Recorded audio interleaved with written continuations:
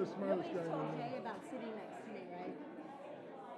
You know, the flipsy thing. Yeah, well, we'll see. He'll get used to it. He'll get used to it.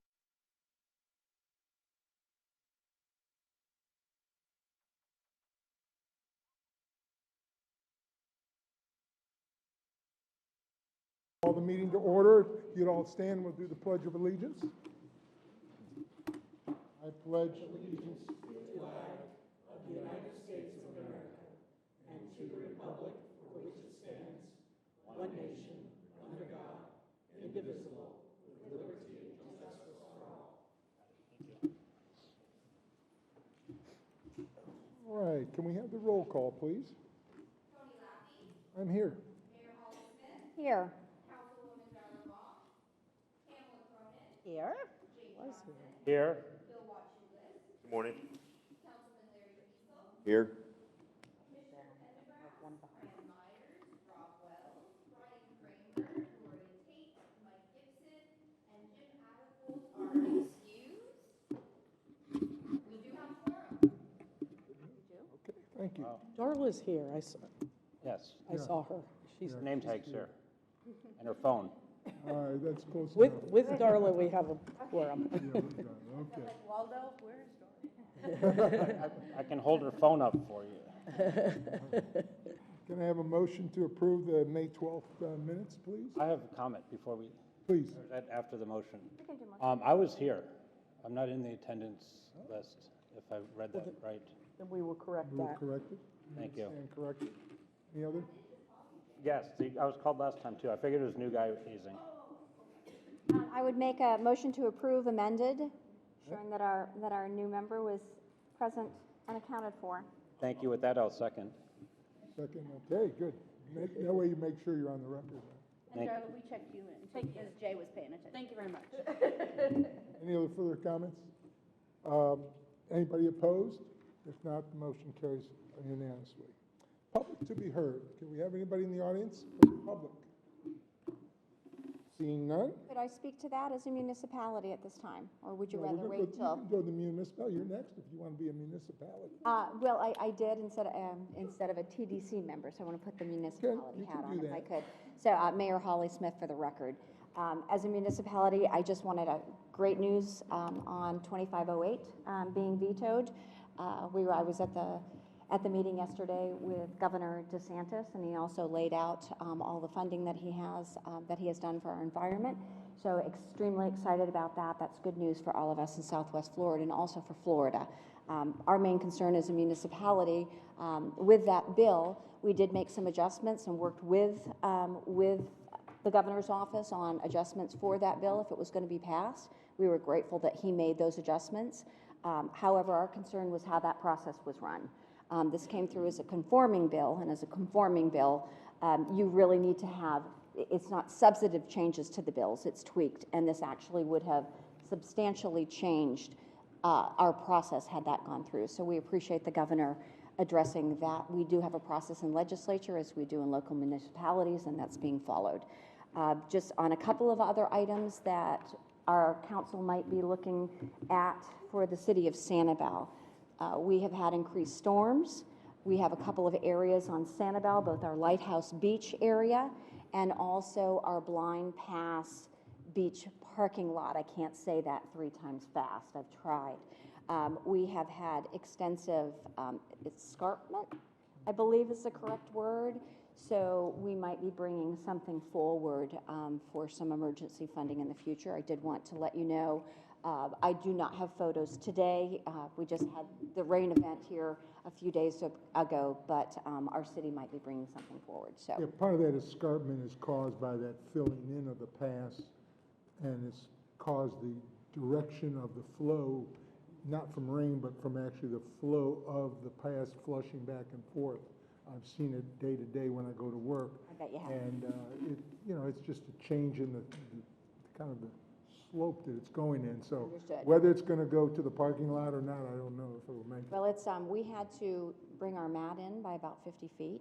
Yep. Right now, when I walked over, I was there on Saturday, I was there on Sunday, so it was right after, after the rain event on Saturday. So I was there both of those days.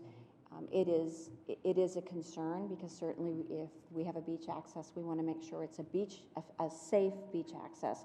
We don't want people to be going and paying those fees and then not being able to use that facility because there's limited areas to go. And also one of the other concerns, the jetty also kind of sends that water around in a different direction. That was put out on the north side. So just wanted to bring that information forward. Appreciate the opportunity to let you know. Okay, thanks, Al. And sometimes, those situations correct themselves. I know Steve's here if, we want to talk about the nature of the beast, but sometimes after the storm, some of that sand comes back, so it's We're just hoping. fingers crossed, right? I do understand that as well, but did want to bring it Yeah, to the attention of the council. Thanks, Ally. Anybody else from another municipality to be heard? None seen. We're going to move right on to the report of the executive director, Tamara. All right. Well, good morning. Commissioner Pendergrass sends his best. He was unable to get back today, and Rob also is traveling, so we called Tony into duty in his role as your most recent past vice chair. I think we've done this once before, Tony. We try not to make a habit of it, but we appreciate your service this morning. Double my pay. Yeah, yes, we will definitely double your pay on this one. 0 times 100, maybe. Bed tax collection for the month of April, just under $7 million, a 22% increase over April of '21. And for the year to date, almost $9 million, up 40% over this point in the fiscal year. That's with 5 months remaining in the fiscal year, so that number is going to get very large before we get to the end of the year. Go to the STAR report. First month in over a year, we've seen a decline in occupancy, but occupancy was down 4.5%. ADR continues strong, up 27.8, and therefore RevPAR also up 22% at 186.91. So first time we've seen some softness. Similarly, on the vacation rental side, also a decline in occupancy, 66%, down 2.3%. But again, strong ADR up 26% at 348, and RevPAR also up 23%, 229 for the average RevPAR. It's interesting with a later Easter too, which It is. I think we forget how pent-up demand was immediately following everyone getting, the beginning of the vaccinations. And, we had that huge push in people traveling in April, May, June, July last year. So I think we're in for some softness on occupancy as we go ahead. But, I still think things will be strong, and, fingers crossed, based on, the conversations I had this week at IPW, we will begin to see our international visitors coming back during the summer months. There are definitely some challenges. I know I shared the look forward plan that the administration rolled out in terms of international travel efforts. But right now, the big issue, of course, is, we are one of the only countries still doing required testing on inbound visitation.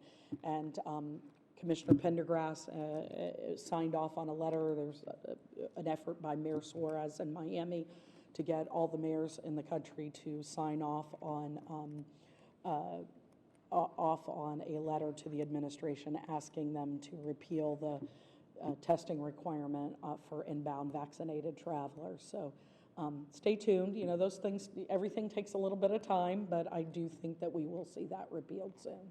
is there a date that's set until that they have to look at it? Kind of like how they had the mask Question.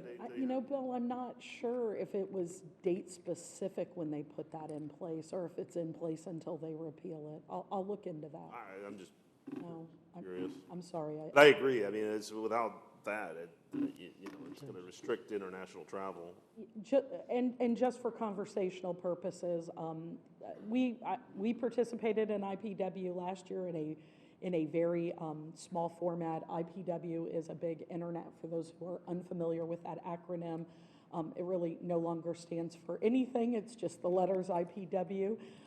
but it is a big international travel show. It's when the travel trade and travel media are hosted in the U.S., and it gives us an opportunity to talk to them, get insights, of course, set up some marketing campaign efforts together, and we had our full team there because it was in Orlando, and we had good conversations. Last year, it felt like a little bit of catching up. This year, we were actually talking business, and it felt really good to be doing so. But to a person, almost every tour operator I spoke with, mentioned the testing restriction. The only good thing, several of them said, it's not so bad because we know where to get tested at home. If we had to get tested to go back and not knowing where to get tested, that's the challenge. But, our core markets are very interested in visiting us. There's a lot of pent-up demand. Several of the tour operators told me that their bookings for 22 and 23 are ahead of 19. So expect to see pent-up demand in that arena. In terms of, I guess I skipped ahead to IBW report, but airport traffic was also up, as you would expect. 1.2 million passengers through the airport, 10.4% increase, and for the year to date, they're at a 33.9% increase, just under 5 million passengers. Now I'm going to ask Brian to give us an update on marketing, and after Brian presents, we'll have Clayton Reed give you some trends in the tourism industry as well. So you guys are in for a treat today.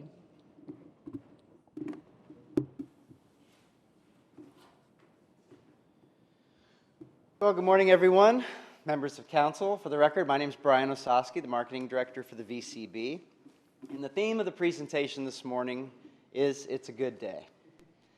Of course, we've rolled out our new brand, Fort Myers Islands, Beaches, and Neighborhoods, just after the first of the year, along with our new Good Day brand campaign. This morning, I'd like to share some of those placements, most of which have been timed to drive our summer business. I'm going to kick things off this morning with something brand new for us and for the Smithsonian. This is their new Good News Hub, and we are the exclusive sponsors, basically, of all things good, which aligns perfectly with our Good Day campaign. We get to help select 3 monthly feature articles on this landing page, and there are traffic drivers throughout the site, as well as a pretty cool video billboard unit. The stats so far are really blowing us away. 750,000 impressions of this Good News Hub in the first month. We had a 6-month goal of 600,000 impressions, and we've blown past that in the first month. Kind of sounds like our March bed tax collections. Part of this package, we also have a cool video billboard that has a 94% completion rate, and a brand new native article also launches with Smithsonian next month.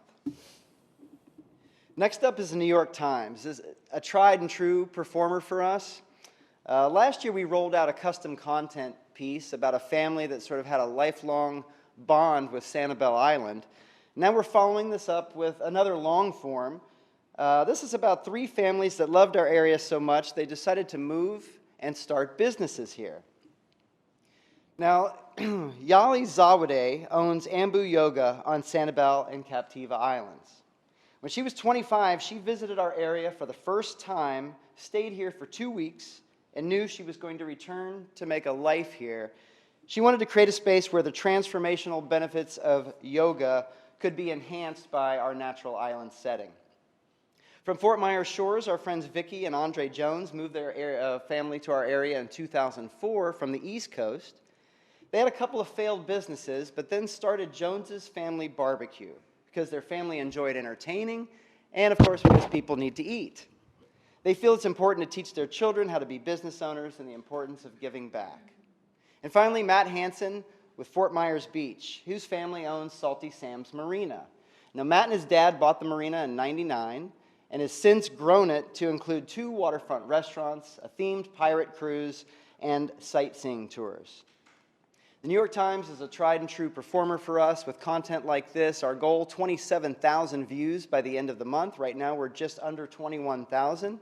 But overall, when you take all the traffic drivers, the native placements, flex frames, social media, we're at around 6.5 million impressions of that campaign so far. So you may recall at a previous meeting, I shared a video or two where our own Miriam Dotson was being interviewed by some affiliate stations throughout the country. This piece ran on Fox 5 WNYW in New York. Now, while it's not a live interview, it was sort of part of our entire brand rollout. It was sort of last in line, and I wanted to share it with you this morning. Unlike the others, but still impactful for us just the same. Take a look. It's time for destination travel. Today's spotlight is on the islands, beaches, and neighborhoods of Fort Myers. Catching the train right before the doors close feels good, but does it feel good? Whatever kind of day you're having, you can go where good really means good. Leave the hustle and bustle behind with a direct flight from New York to Southwest Florida International Airport. Feel waves of relaxation in and around Fort Myers with more than 100 barrier islands and over 50 miles of white sand beaches. Start the day with an early morning of collecting colorful seashells. Immerse yourself in nature at J.N. Ding Darling National Wildlife Refuge on Sanibel Island. Make time for romance at Lover's Key State Park. Go out at night in the vibrant River District. Or enjoy dinner at a waterfront restaurant on Fort Myers Beach or in Cape Coral. Whether you're looking for a romantic getaway or family fun, there really is something good for everyone. This has been Destination Travel, brought to you locally by visitfortmyers.com. So this ran, and we got just under 640,000 broadcast impressions, but by the time they ran it through their social media channels and then the follow-up views on YouTube, a combined 1.7 million impressions of that piece in New York for the entire buy. Next, we partnered with USA Today and our friends at the Sundial Beach Resort and Spa on a summer good day getaway sweepstakes, where one lucky winner will win a 5-night stay plus all kinds of fun activities on Sanibel. Now, we've regularly seen strong performance from our sweepstakes, and this one with USA Today being a national publisher, certainly no exception. I just pulled the numbers before our meeting today. This is a 2-month sweeps, ending in here about a week and a half. Just surpassed the 100,000 entry mark, with 11,000 opt-ins, and I think what's even more important is that our partner, Sundial Beach Resort, has over 11,000 opt-ins specifically for their property. These are real leads that people have asked for that they'll be able to follow up with. So a great partnership. Also wanted to share this cool gravity unit that runs throughout various pages on the USA Today digital editions. This is literally what it looks like when the page loads. It includes a quick link to our website, and people can watch the video with or without sound, and then when they're done engaging with it, they can just scroll down for their content. So no metrics on that, I just thought it was too cool not to share. Keeping things rolling with Sherman's Travel. Now, we've successfully partnered with Sherman's over the years, primarily for their email distribution, which is very similar to the program like I'm sharing with you here. We like this because there's a lot of different sorts of story angles that can be incorporated into the Sherman's Travel emails. And this one in particular has content supporting having good days naturally in Fort Myers and activities that the whole family can enjoy. They have a very robust list. We sent this out to 750,000 potential visitors. These emails have a 52% open rate, which means more than half of them get opened, which is amazing numbers. This was the second highest performing email for us this year, the first highest being our Beach Town editorial email that we deployed with Sherman's Travel back in February. Also wanted to share a nice integrated digital placement with Outside Magazine. I don't have the metrics to share with you on this, but this one demonstrates sort of how we're reaching those active travelers searching for soft adventure experiences. And more new content also throughout the Condé Nast Traveler website. If you recall at this meeting a couple months ago, I shared with you a long-form 7-minute video that Condé Nast produced of one of their editors that visited our area.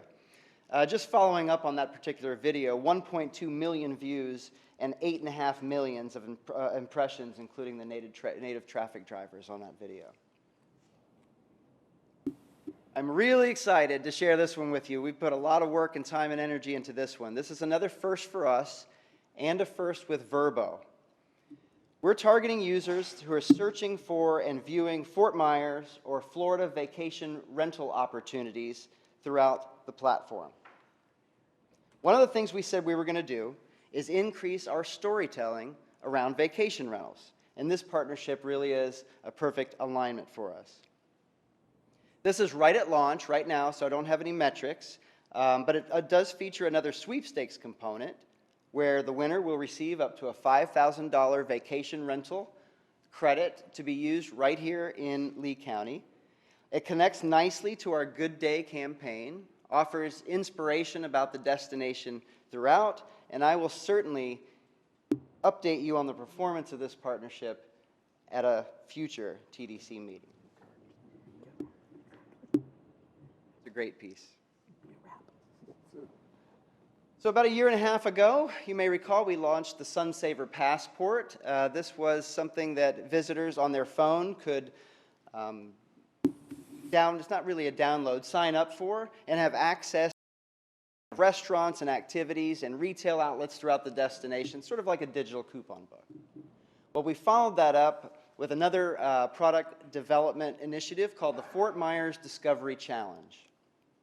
This is encouraging visitors to discover our arts, our culture, our history, and our various neighborhoods. It's a check-in challenge that you can register for and sort of play along with right from your phone. This just launched a couple of weeks ago.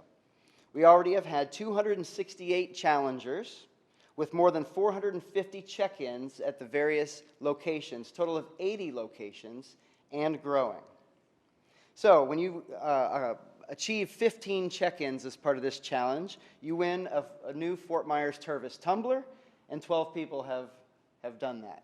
At 30 check-ins, you get a specialty t-shirt, and 7 people have done that. And get this, at 50 or more check-ins, you're entered to win a stay at the Luminary Hotel in downtown.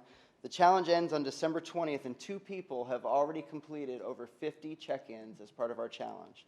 So as with the other initiatives, I will be sure to keep you up to date on the performance of the new Discovery Challenge. Then in keeping with the Good Day theme, I just wanted to share a couple of pictures I snapped in the parking lot of one of the VCB Explorers wrapped with It's a Good Day to support our new brand campaign. And finally, 2 brand new full-length destination videos from the Matador Network. Now, Matador, you've heard me talk about over the years. They're the folks who have produced I Am the Sea and Beyond the Beach. They've produced a meetings video for us, Personalities of the Islands. And so we love Matador because they've got a fantastic network. It's really their distribution that we love so much, but they've got some great creative people working for them as well. And so the project, we went to Matador and we said, hey, we're rolling out our new brand and our new brand campaign. It's called It's a Good Day. Why don't you come back to us with what your take on It's a Good Day looks like? And so this is the first of 2 videos. Again, they just rolled out. We were at IPW, as Tam mentioned. The Matador guys were there. I think what they say, Tam, over 30,000 views of this particular video in just the first couple of days. And we do have 2 full-length videos. Just going to share the one with you today. Take a look.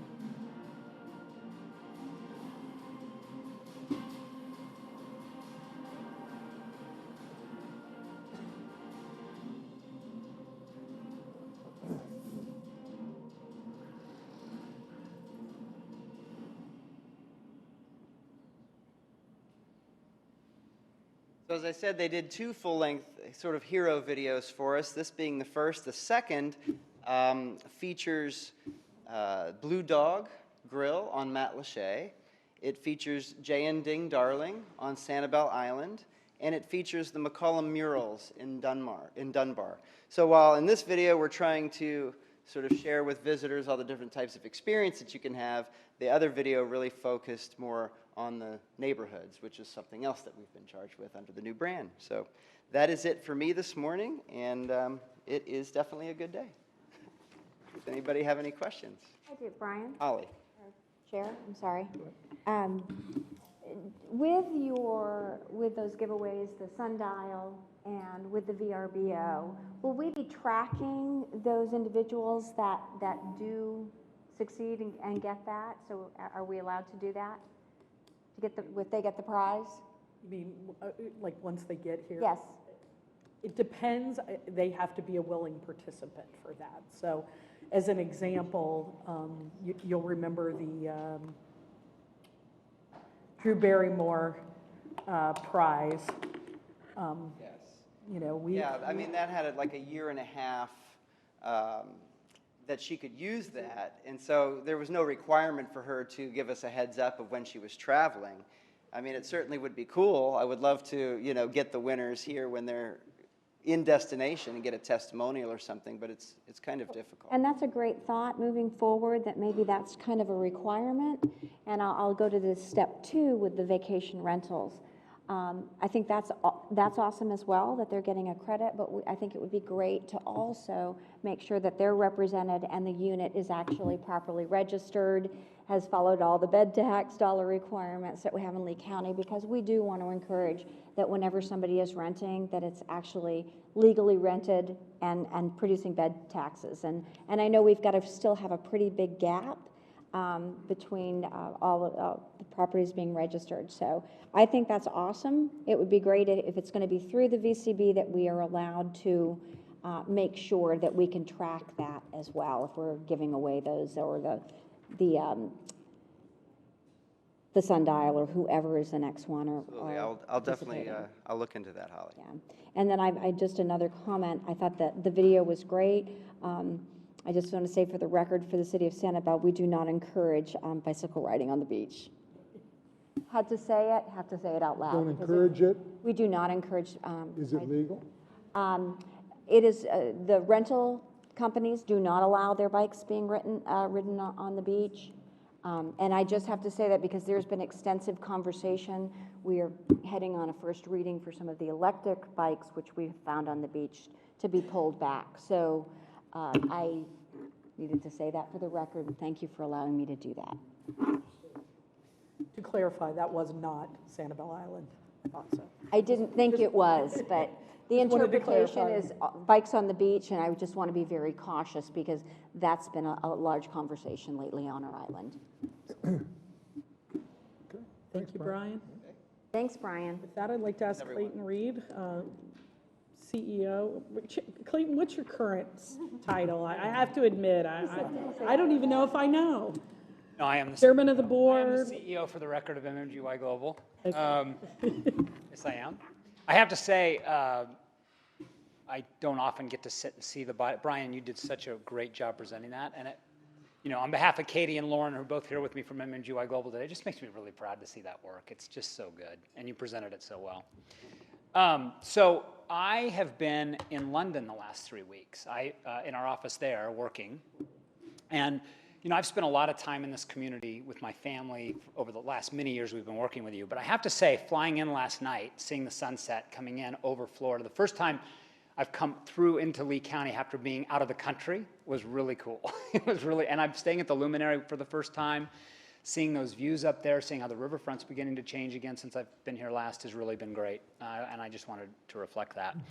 So today I thought you saw the title, a little bit about what's changing, what could possibly be next. And I'm going to start with this metaphor. This is a Dolce & Gabbana tiara that just sold at auction for $300,000. And I have a hard time understanding how a tiara would be worth $300,000. But this is a digital representation of a tiara. This is what we call a non-fungible token, a digital ownership of a tiara that somebody bought for $300,000. And it's instructive to me about what's beginning to change about the marketing landscape and also the environment we're in. So we may come back to this in just a minute. But I'm going to talk about a number of things, and I'm going to start with the macro conditions. For the benefit of the TDC and everyone here, my company is about a $300 million company that works around the world only in travel, and we have a big research apparatus that looks at mostly travel behaviors, but also macro conditions around how that could affect travel going out a few years. So I want to start with some of the things we're thinking. First of all, we all are familiar with inflation and what's happening from an inflation standpoint. This is impacting travel, and I'll talk about that in a minute. Mortgage rates are now up substantially. In fact, they've gone from 2.75% to 5% in less than 6 months on fixed loan 30-year. This has a very direct impact, especially those on variable loans, in terms of household discretionary income. And I'm going to come back to that. American household savings rates were at 22-year highs during COVID on a relative basis. They've dropped 50% since Q3 last year. Households have less savings than they've had since COVID. Energy prices, significant. In my view and our team's view, less significant on driving and gasoline prices, which is the narrative you often hear, much more significant in the airline industry and what's happening with airfares, which I'll also come back to. And then I am constantly, because we only work in the travel industry and a big part of our business is in hospitality, I've been asking myself the question, as I'm sure you have, where has all the labor gone? Why can we not get fully staffed? The WTTC just said of the 1.6 million jobs still not filled globally, 1.5 million are in hospitality and travel, which is a huge headwind for our industry right now. So I began to look at the labor participation rate, which is at historic lows. And then I began to look at GDP. My first theory was we're not producing as much as we used to. People aren't as engaged from an employment standpoint. Absolutely wrong. Boomers are over-engaged in terms of GDP. Gen X is working as hard as they ever have. You know where the shortfall is in working? It's in the younger generation. 18 to 24-year-olds at historic lows in terms of employment rate. Seasonal workers and part-time workers between the age of 16 and 21 are at historical lows. This is a major issue for our industry and something we need to focus on. We also have really challenging immigration conditions still today in the United States. H-2B, H-1B visas are still challenging when we want to bring in immigration labor to our country. And it's something we as a company in the industry broadly at U.S. Travel, Tam's very involved in this, are trying to help bring back some of those policies that allow for immigration labor. And then we're now hearing a lot of talk of recession. And are we in for a recession? You can see some of these numbers. The most recent numbers I saw is that 25% of global economists believe there's a chance we'll have a recession next year. So that's not a huge percentage, but I actually believe that a slight recession would be good for the travel industry because I think it would bring back in line pricing and labor conditions. So that's something if you have some questions, we can certainly get into. By the way, I'm going to go through this pretty quickly. On my LinkedIn profile, Clayton Reed LinkedIn, I have written about a 15-minute piece on all of this if you're interested to see more about some of the specifics. I'd be glad to take your questions today or on LinkedIn if you'd like. Bloomberg's now calling the environment we're in today called whackflation. It's not inflation, it's whackflation because it seems to be going up and down at light speed. You can use as the poster child for this. Netflix during COVID had historically high stock prices. That stock's come way down. Subscribers are canceling. Those are conditions that are changing because the COVID environment's changing. People aren't on their Peloton at home as much as they were maybe a year ago. Those are natural cycles we expect to see in this environment. But Bloomberg calls that whackflation because it's very hard to understand these market dynamics because they're changing so quickly. And for the travel industry, that's incredibly difficult in our view. So that leads me to my next insight, which is travel conditions remain very unsteady today. Prior to COVID, the industry globally was a $9.1 trillion industry. This year, we will get back to $8.8 trillion. We're very close to back to pre-COVID travel impact. And if you look at specifically hotel and motel, because of the strength we're seeing in this community around rate, is actually back completely. It's the airline industry that's still not back, and there are all sorts of things I'm going to talk about that cause that challenge. But as Albert Einstein said, reality is merely an illusion, although a persistent one. In other words, the narratives you hear about today around travel are that it's boom times. And in some ways it is, and in some ways it isn't. A recession, COVID has driven a divide even in the travel industry between the haves and have-nots. Largely affluent travelers, household incomes of $125,000 or more, are driving this recovery because they're paying premiums to travel. The middle-class traveler is getting squeezed, and that's a narrative we don't hear a lot about. There's also the false narrative that people are afraid to travel because of COVID, which is actually not true at all. What's happening is they're bouncing around fear and not fear based on what we're telling them. For example, and Tam mentioned this, coming back to London, I travel as much as anybody I know, and I still had anxiety about getting tested. Because to come back to the US, I have to test negative. That's the fear I have. I'm not worried that I'm going to get sick. I'm worried that I'm going to get stuck in London for 10 days because I have to test to come back. These are the kinds of things that I think are a real problem for us, especially in terms of international travel right now. And even as an example of this, we pulsed the US traveler when the Ukraine-Russia war began. This is a March 3rd poll. And I've circled the 20% number. 20% of people at that time said it would not affect their decision to go to Europe from the US, meaning 80% or some cohort or some variable of that said it would affect. They were scared. They were fearful. A lot of Americans don't understand where Russia and Ukraine are, so pan-European fear about traveling there. We then asked the same question a month later, and we've since asked it again in June. Then more than double the number said, I'm not fearful. Now it's even higher. 60% are saying it won't affect their travel. So this idea of ebbs and flows, whackflation, fear, I'm not scared, it's just really difficult because it's unsteady. There's some additional headwinds for us in travel, and I mentioned this already. People are unsure or confused by travel restrictions. Again, I'm not worried that I'm going to get sick. I'm worried that I don't know what to do. What is the actual policy? Do I wear a mask? Do I not? Do I get tested? Do I not? Do I have to upload a test result? Do I have to show my vaccination card? I don't know. I'm confused. That's anxiety-inducing for travelers today. And it's a real concern for us. And then to this nature of air travel, we saw the numbers at RSW, which are phenomenal. One of the false narratives, I believe, today, and this actually comes out of our own, this is Henry Hartevelt, who some of you may know. He said that 2/3 of travelers who did not fly by air in 2021 will fly by air in the next 6 months. That's in a survey. But the problem with that is the airlines aren't collaborating. They have historically high fuel prices. They can't get employees back. Airports are short-staffed. And you know the calculus they're making? Instead of trying to broaden the recovery through adding planes and adding routes, we're going to keep planes on the ground. Yesterday, American announced another big number of planes that they're going to park so that they can drive fares up because of the energy prices. Because by creating compression, they'll get higher fares. And one of the dynamics, I'll talk about this in a minute, is that leisure recovery is slowing. But corporate recovery is just beginning to thrive. Commercial demand's growing quickly. So the airlines say, guess what? I can drive rate up for commercial travelers, and if I lose some leisure business, so be it. The problem for us as a leisure travel industry is we require broadened air route maps to bolster recovery if you rely on air travel. So we have a little bit of concern based on the airlines' economics. They are debt-ridden, they have a challenge with labor, and they have historically high fuel prices. Delta announced last week they're going to start adding fuel surcharges to airfares, which drive the rates up even more. That the route maps are now going to move from flights into places like the southern coast of Texas, Louisiana, South California. They're going to move those planes back into international and large city domestic routes because that's where the demand is. Our personal opinion is this will not have a major impact on Fort Myers because Fort Myers is already an established air market for leisure. It actually might create an opportunity because some of our competitors will not have airlift as much as they've had going forward.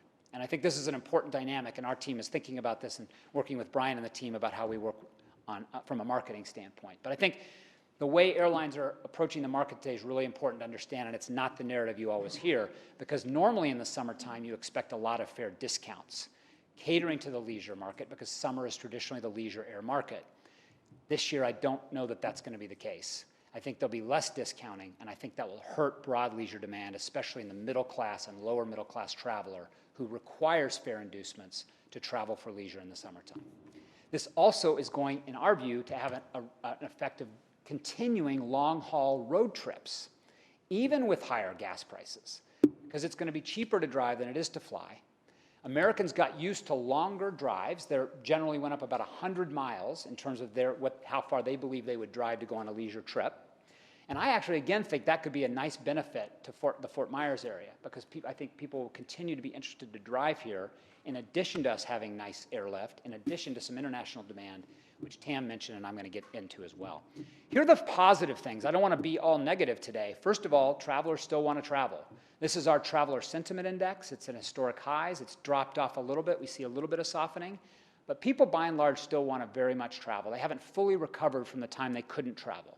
So that's a tailwind. And I pointed this out to this group, I think, before, but it took a full 6 years for us to recover leisure demand from the 08-09 recession. It took about 9 months for us to recover the same amount of demand after COVID. Different environment. In fact, I would argue, I posted today, in fact, that Smith Travel Research upgraded their hotel forecast for the 7th time since COVID because they had it wrong.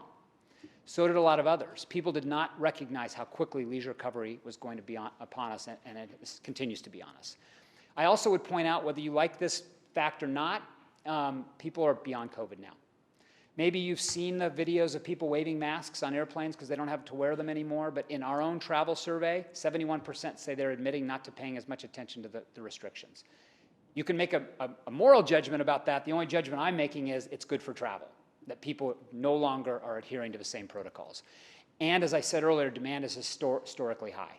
It continues to be high over the next 12 months.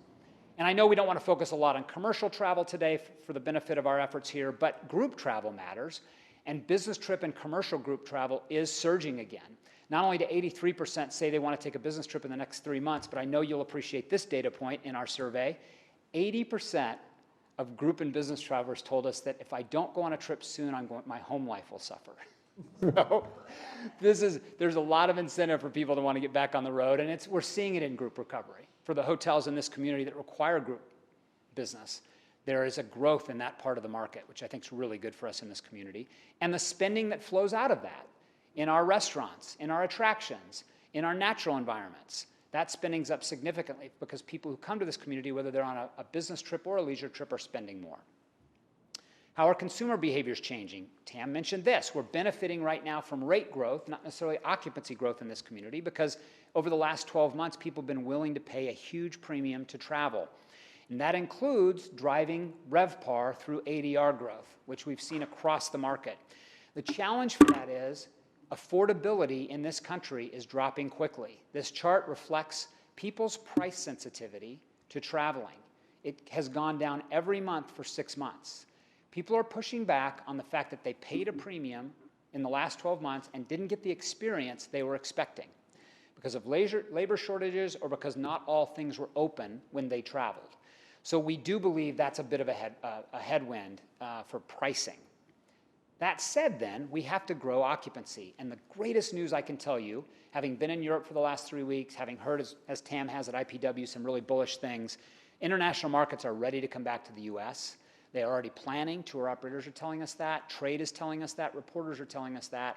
And the traditional markets we focus on Fort Myers, and especially the German market, are very bullish about coming back. And I think that will lift our community, even if some of the domestic leisure business is going to pay less, or we're not able to recover some of the lower middle class business because they can't afford it as much as they once did. So I think broadly, international markets coming in spend much more than domestic markets coming in, and this is a really great tailwind for the community.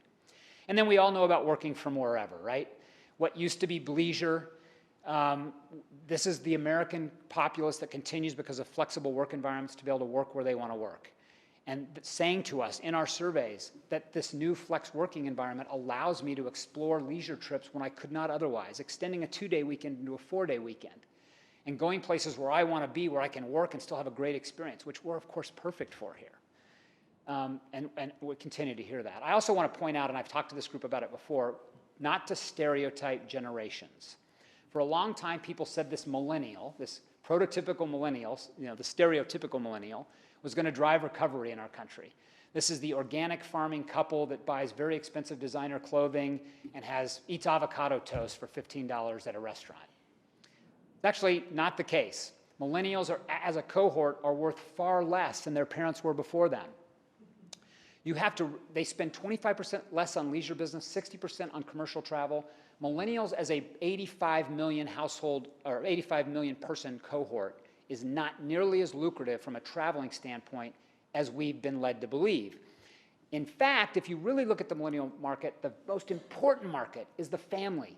It continues to be older millennials with kids who are spending the money on cruise ships, in environments like ours. You have to focus on that family, and we are. That's a key market for us. The next generation coming along is what we call Gen Z or screenagers. The narrative is these folks only consume content in 12-character environments. They don't believe in long-form content. They don't trust us. This is the generation that will inherit the most money in American history. They will have $360 billion of discretionary income over the next 10 years. This is the group we need to be thinking about now in terms of our environment. Not the millennials, with all due respect, it's this group. This is the 12-year-old to 24-year-old group that's really important. And then after them come what Mark McCringle is calling alpha generation. This is the group that will be born for 3 more years and are about 10 at the top end right now. People have all sorts of stereotypes about this group, including that they're just going to live in a virtual environment all the time, which is, of course, silly. But something to pay attention to about this generation, they'll have the highest number of foreign-born parents in U.S. history and the highest, most disparate wealth gap in American history. These are the kinds of things that matter when we're talking about marketing. And then last thing, because I'm an old guy, I want to point out this. There's a dynamic in the United States marketing environment called ageism. I don't know if you've heard about this. But 5% of marketing workers in this country are over the age of 55. It is the province of young people. And they actually, in subtle ways, stereotype older consumers as not being as important. And the truth is, the older generation around the world are the ones with a ton of wealth, a ton of discretionary income. They're the ones that will continue to fuel the travel industry for years to come. This looks at what it will be in 2030, still 6 years on in terms of spending power for the older marketplace in our country. So while it's cool to market to the younger generation and it's still valuable, we have to remember that we have a great foundation of older travelers in this community, and it will continue to be important from a marketing standpoint.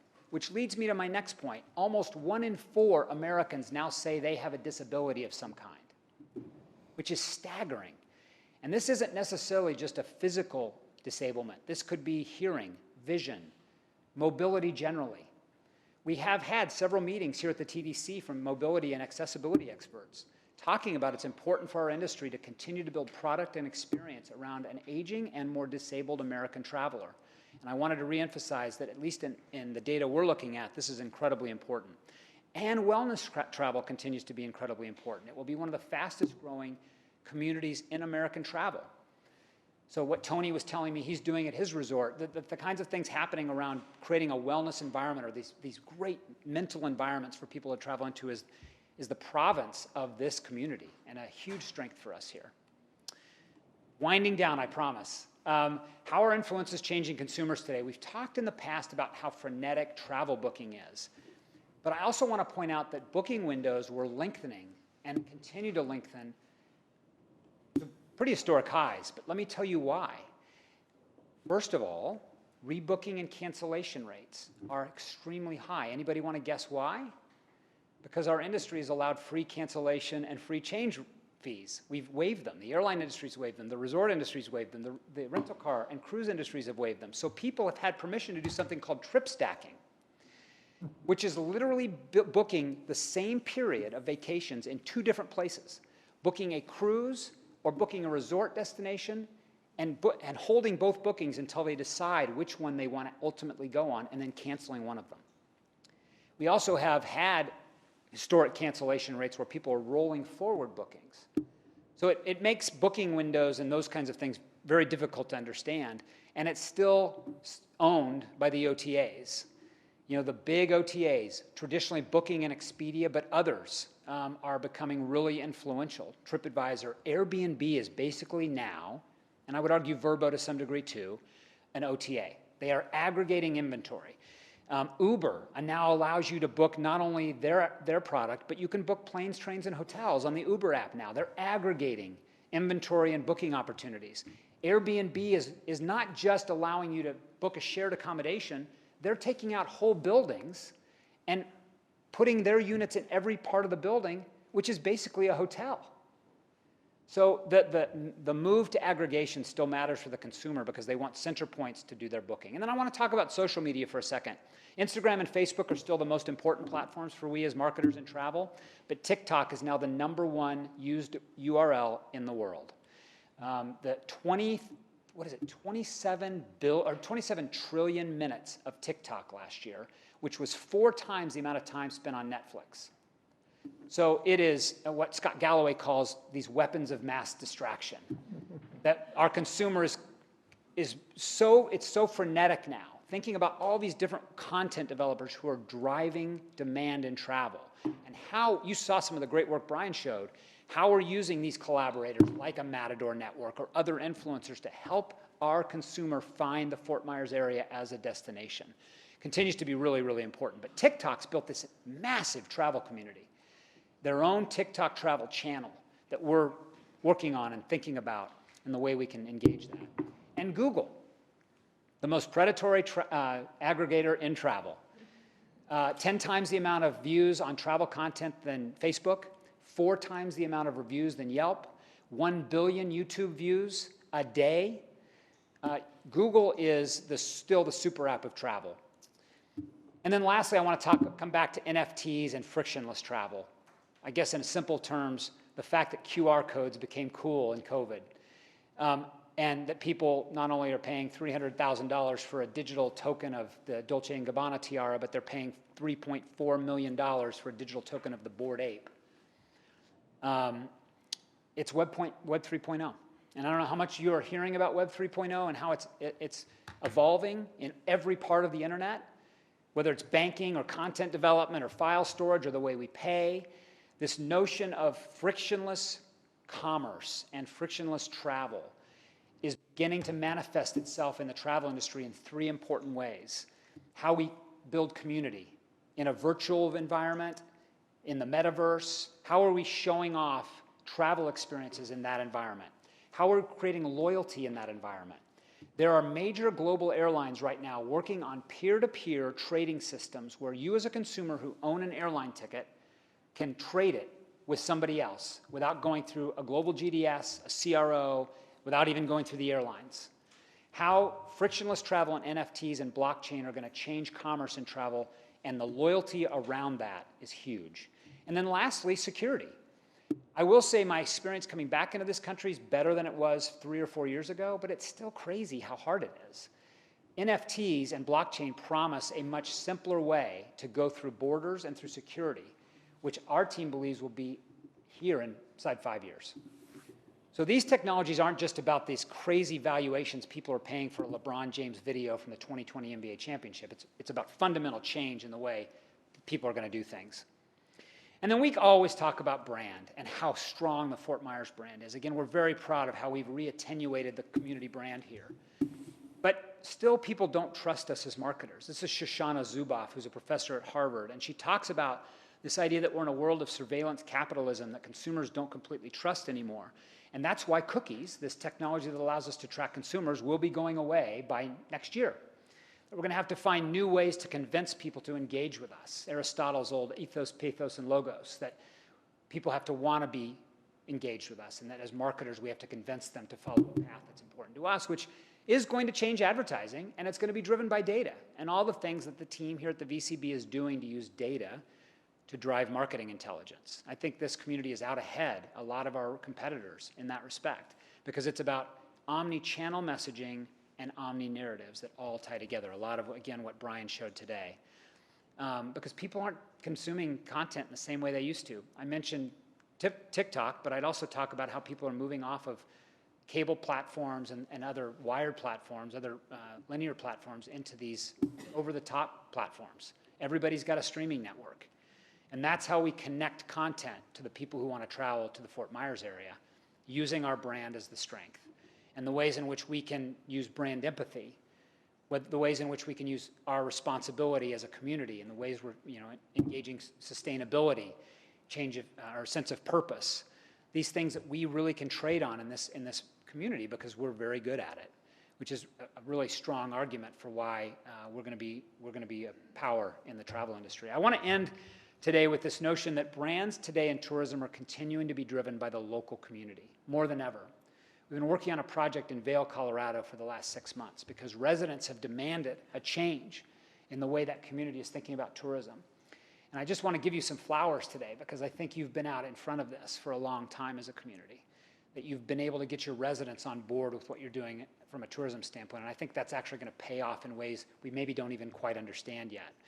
Because going forward, our industry is going to go from, I showed you earlier, 8.8 trillion to $13 trillion by 2025. That's 3 years.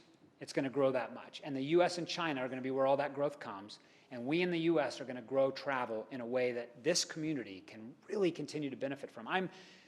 It's staggering to me every time TAM reports the numbers that we continue to go up. Like even during COVID, we took a share out of the market that others weren't getting. And I think there's still plenty to be excited about in that regard because there's so much growth coming broadly for the US travel market and specifically for this community. So it is a good day, I think. And you know, as always, we're privileged to be here. I'd be glad if you guys would like to ask a few questions to try to answer them, or I can just go sit down and shut up, whatever you prefer.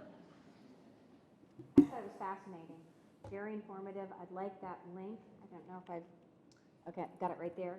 Yeah, if you go to LinkedIn and just look for Clayton Reed, you'll find my post. Again, it's a 15-minute read. I told Tony earlier it's probably not worth reading all of it, but maybe you can find some nuggets in there you prefer, and it does underpin a lot of what we talked about today. How do you foresee corporations who are dealing with workers who won't travel and dealing with the Zoom age, and then now you've got airlines like American and Delta impacting freight rates essentially? How is that going to, say, cohesive between corporations and airlines? So I am very dubious that corporations are going to continue to have anti-travel policies. I think they're getting very, very bullish. And what happens is you have somebody like Elon Musk say something outrageous, like everybody better be back in the office or I'm firing you. That's a crazy sentiment. But the truth is, if you talk to CEOs privately, they all tell you they feel the same way. Mm-hmm. And they also tell you that they want to invest in travel because they know their customers expect it. They can beat competitors by being in front of their customers. And even corporate travel managers are, if the CFO will let me budget for it, our workers want to get out there again. So we're really bullish on commercial travel. It's one of the reasons I think that even though leisure may moderate a little bit, broadly travel's still going to grow, but it will grow on rate because the airlines are going to push fares up for at least 12 months. And then when we hit a recession, even if it's a slight one sometime next year, I think that gives permission for inflation to ebb, for prices to come back down again, and for us to get leisure and commercial travel sort of back in normal lockstep because they've been way out of whack the last 2 years, and I think they kind of continue to be. But when we talk, we just commissioned a huge study on the meetings market, and I can tell you that meeting planners are very positive. They do believe that group is going to grow back much faster. So I think it's broadly positive for commercial travel and then leisure travel in the long term. I had a board meeting and my board members says, we don't want to do Zoom. We're tired of Zoom. And I think, you know, Zoom has a place, but I think being in person is going to make a big difference. Yeah, and just this week, you know, that face-to-face, you know, at IPW, there's so much more value in that relationship building and the conversation. And, you know, when you're on a Zoom call, how many distractions are going on in that room at the exact same time while that call is going on? I mean, let's all be honest. I mean, you're sitting there, you're even trying to engage and you're starting to zone out. That can't happen when you got somebody in front of you, right? I mean, I don't know if you caught it on my earlier slide, but fewer and fewer meeting planners are now willing to provide a hybrid option for association and corporate group meetings. So if you want to be in a meeting, you're no longer going to be able to sit at home and watch it. You're going to come. And that, to me, is a natural progression, and I think it will continue. The incentive market, which is really good for us here, is also really beginning to show strength. Getting people back into great environments like this as an incentive to the work they do in their companies. And Clayton, focusing our efforts on that, you know, deeper pocketed traveler will continue to pay off for us as a destination. Totally agree, yeah. All right, well, thank you for your time today. Always appreciate being here. Thanks, man. All right, next up, we have new business. Cape Coral is here, got a presentation.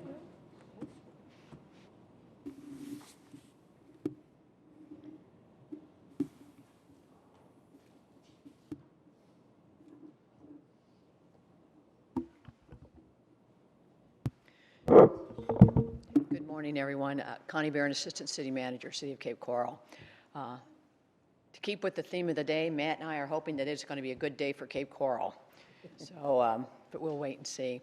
I do want to thank the TDC council members for allowing us this opportunity to come and talk to you about the most famous bathroom project probably ever to be built in Southwest Florida.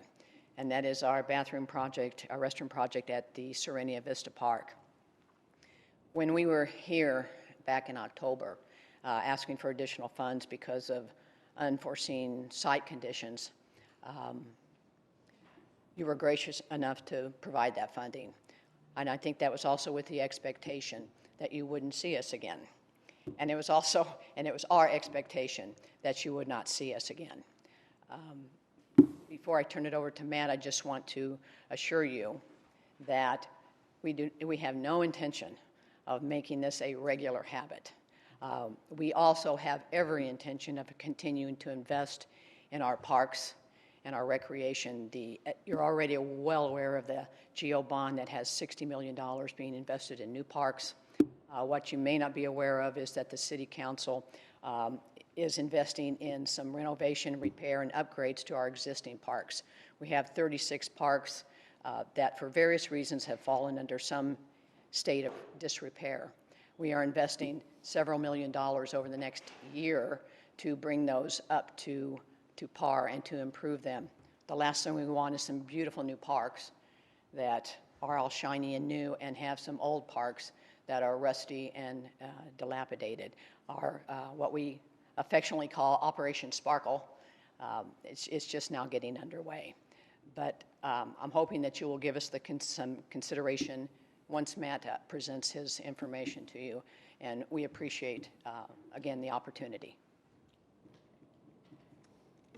Good morning. I think if you speak loudly, you'll be fine. You don't have to talk right into it. Perfect. I think we're all set. Well, as the Assistant City Manager said, my name is Matthew Grambo. I'm the Special Projects Coordinator in the City of Cape Coral's City Manager's Office. And I'd like to echo the Assistant City Manager's comments, thanking you for the opportunity to speak this morning.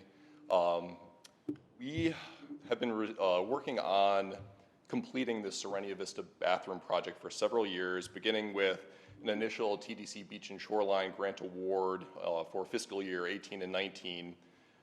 Then with increases in funding due to unforeseen site conditions that stemmed from the permitting process through the Florida Department of Environmental Protection and the South Florida Water Management District, which discovered that there were needs to increase the elevation of the bathroom facility as well as some additional stormwater improvements to the site.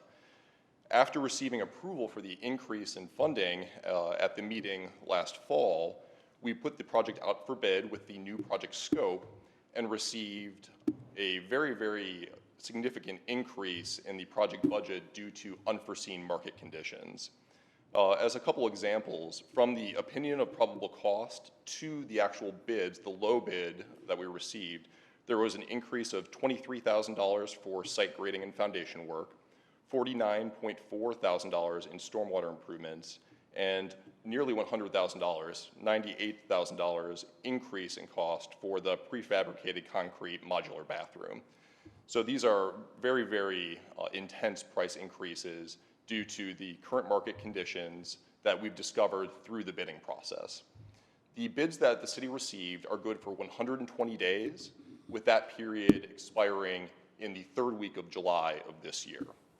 If we are to receive additional funding, we'll be able to move forward with the project extremely quickly, entering into a contract within the next several weeks, and the project will be substantially completed within 300 calendar days, and the completion and final payment within 330 calendar days. This project timeline includes some lead time increases for fabrication and delivery due to later labor shortages and price increases. So as we're coming here today to request additional funding, we'd also like to highlight some of the ways that we're leveraging funding for this project. The city is agreeing to cover the costs of extending all of our utilities to the park property line.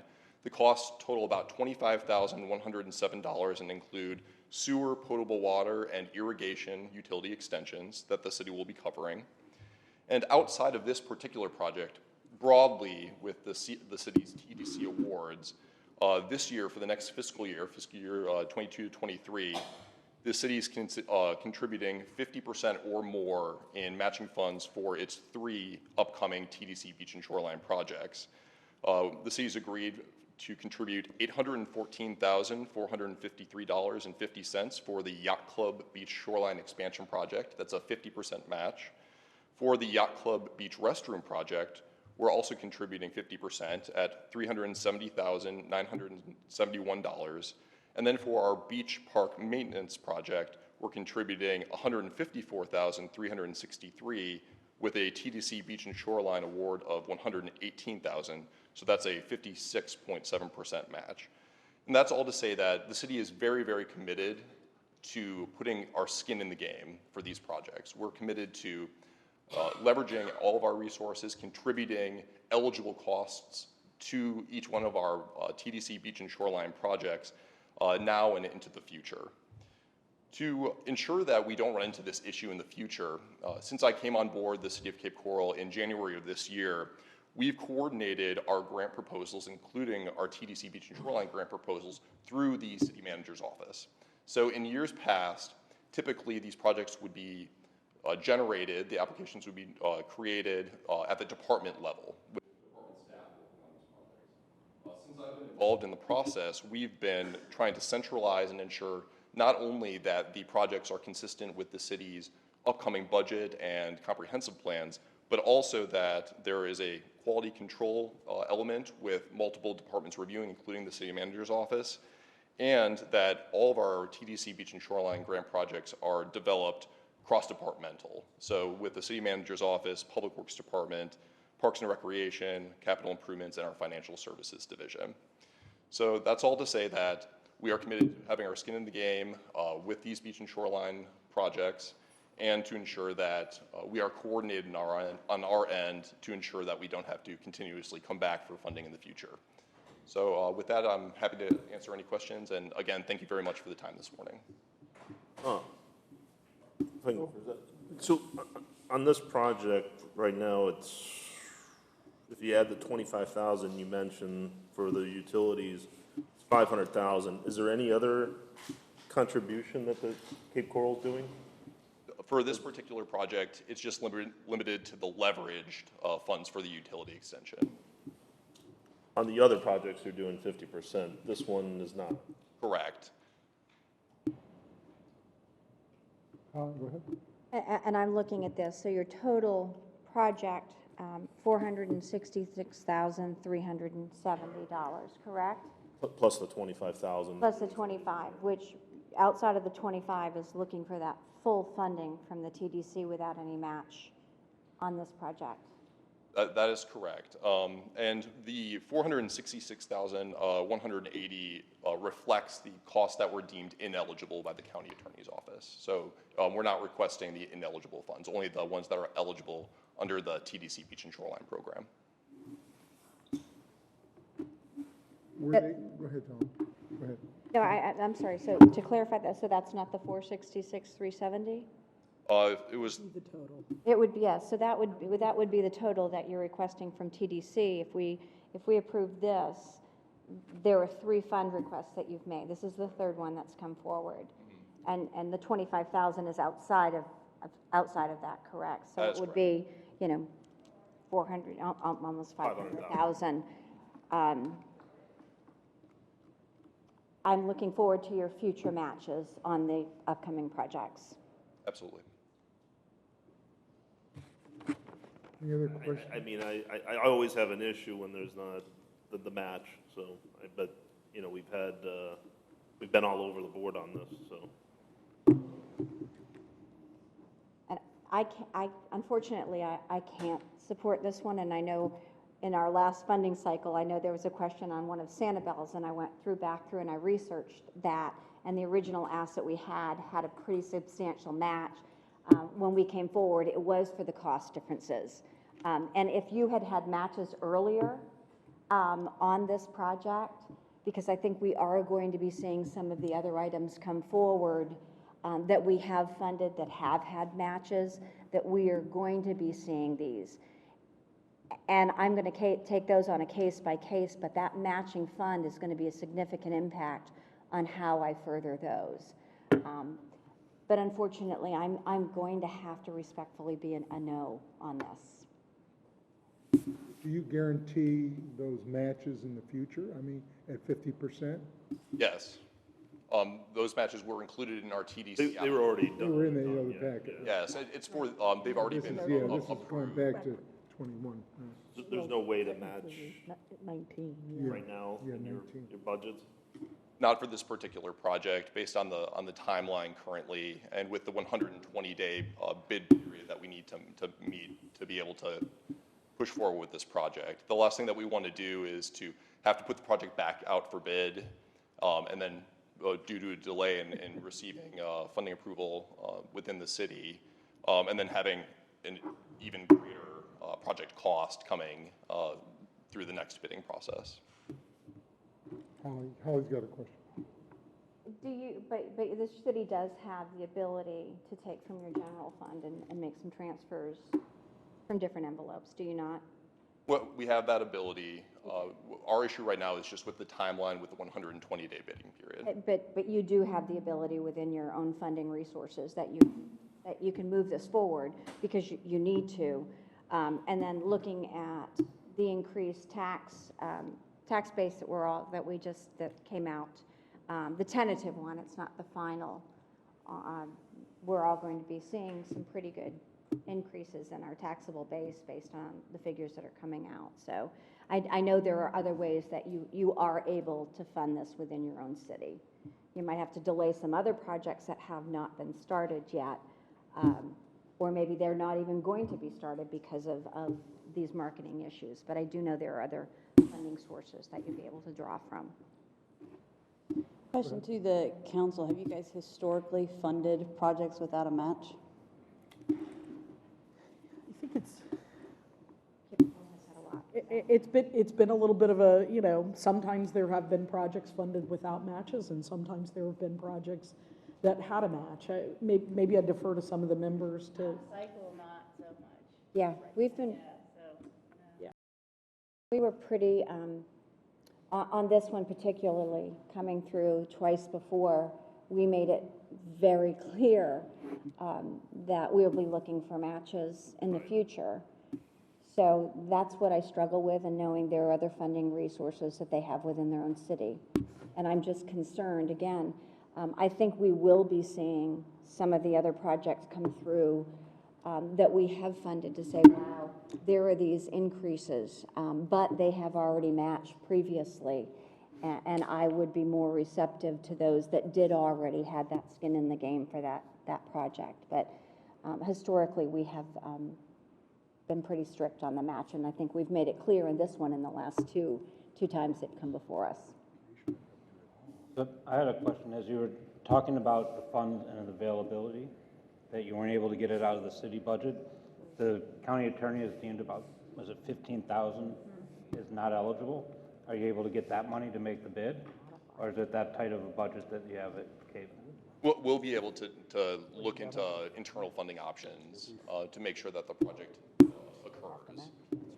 It's just going to need to be a very rapid decision to be able to move forward with this project and not put it back out for bid to increase costs even more during that process. I have a suggestion too, because the match seems to be a real issue here. What about if we decide to fund half of this project, half of the money that they're asking for? That would, in a sense, force a match, would it not? So that would be looking at 50,000. That puts it to, well, it's really Yeah, just kind of meet them halfway, is what I'm saying. I appreciate that, you know, we're looking at about, what, 60,000, what's that? No, On 400 and almost 500,000. It's still pretty short. to start. And know, we've you given, have we've to given put a wedge in to start 340,000, understand. yeah. But that That's was how from way back. That's how I struggle. I understand, but there was I'm no just match. saying, coming forward with this rather than just giving it straight out, let's sort of maybe meet them halfway in the road, just a suggestion. I don't know if you think that's, And I know that's it's gonna not be the up to full match. Yeah, the vote of the council. I just, looking historically, I'm concerned of what we could have coming up. And also, we are in somewhat of a bubble, and I'm very conservative on what we might be looking forward in inflationary concerns and things like that. So that's where I'm really struggling. I'm one person, and, you know, just respectfully, I'm not sure with this one because of how strongly we have spoken to, please don't come back and ask again on the last two cycles. And I mean that with all, you know that, because I've certainly supported you in talking about the yacht club work that's going on. Just, that's my opinion as a council member and a steward of our dollars. Okay. Any other comments? Because we're going to have to call for an approval or not approval of this as it stands. Well, somebody will have to make a Make a motion. motion, yeah. Yeah, I would make a motion to deny the request. we have a second. If we have no second, it dies. Guys, I'll make a motion to approve 59,500, which is half. I'd second that. Any other discussion? Okay, we have a motion, we have a second. The only thing I would, Go ahead. this is my recommendation from the staff level. If you got half of this, is that project going to go forward, or is the project not going to go forward if you don't get a portion? I just, in fairness to you guys, you don't want to give them half and then the project die. Yeah, good point. The project would go forward with 50%.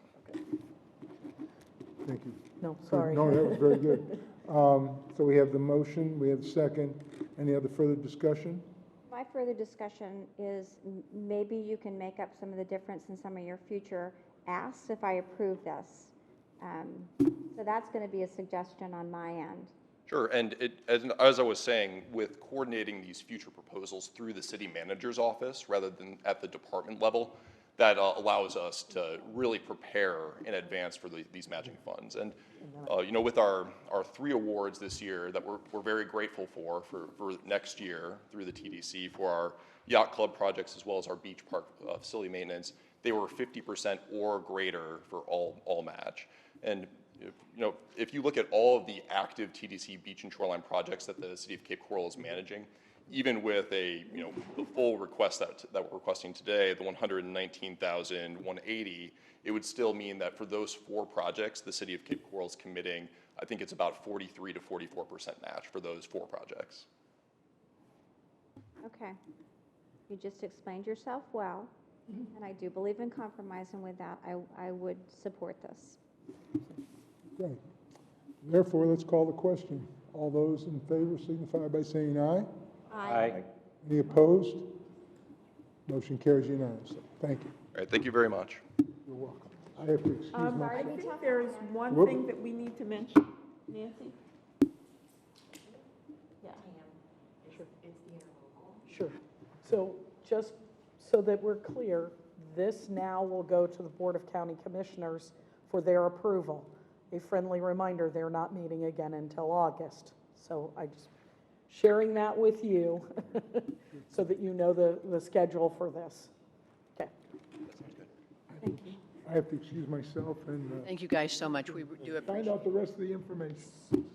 So there's a little bit of the meeting left to finish up, and our chair has to leave.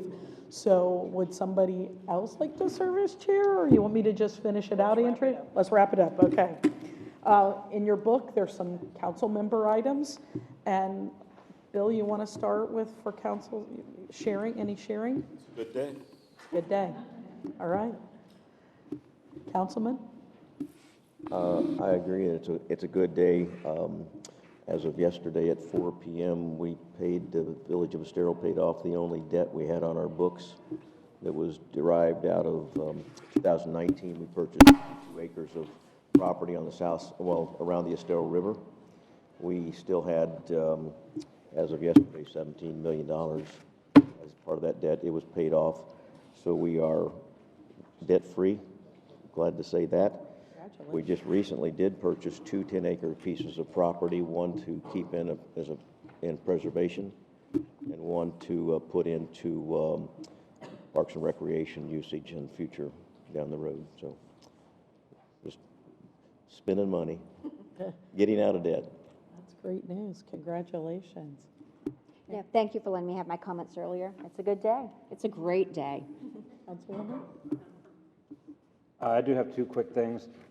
In October, on October 13th, the FRLA is hosting a culinary cook-off at Shangri-La, and local celebrity chefs are going to be partnering with Lee and Collier County high school students to compete for the best tapas. So we're doing a tapas theme this year. We would encourage everyone to attend, and we'll have, in addition to the celebrity judges, there's also a fan favorite. Finally, also on the FRLA front, in July, our luncheon will be hosting Catherine Curtis, FGCU, Director of Resort and Hospitality, and it's a collaboration with the Sanibel Captiva Chamber of Commerce. Love to see everyone there. Thank you. Yeah. I do have something. I know you'll find this shocking because you all think I'm so young, but June 28th will be 25 years that we have been changing and revitalizing and hopefully improving the property that was in bankruptcy and foreclosure 25 years ago, known as the Shell Factory.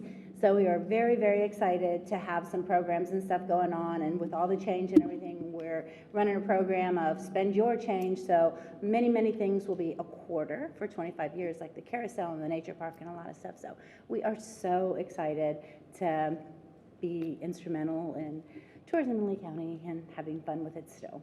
So that's it. Congratulations. Thank you.